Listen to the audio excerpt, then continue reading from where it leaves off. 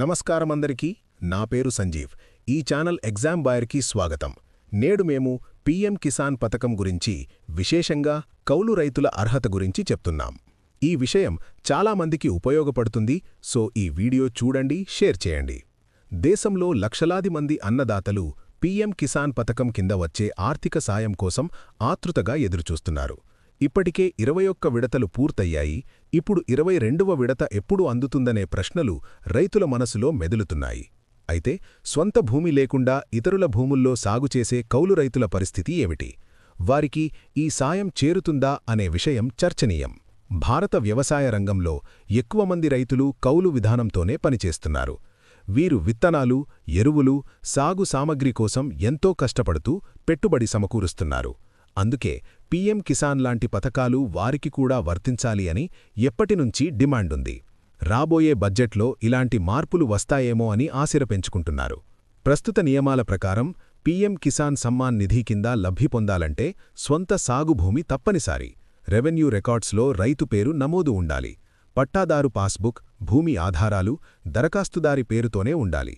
దురదృష్టవశాత్తు కౌలు రైతులు లేదా భూమిలేని కూలీలు ఇప్పటివరకు ఈ పథకం నుంచి మినహాయించబడ్డారు.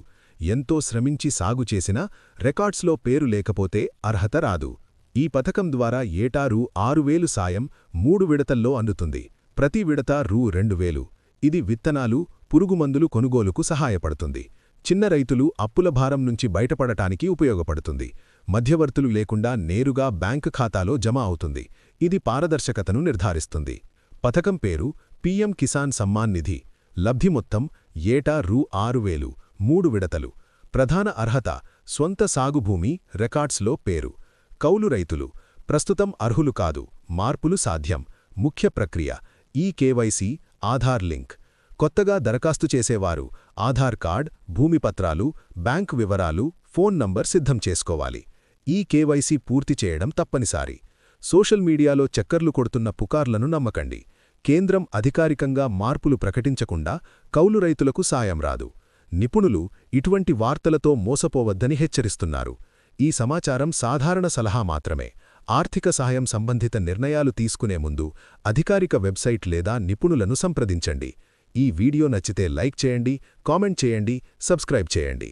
మళ్ళీ కలుద్దాం ఇంకో ఇంట్రెస్టింగ్ విషయంతో. Take care, bye.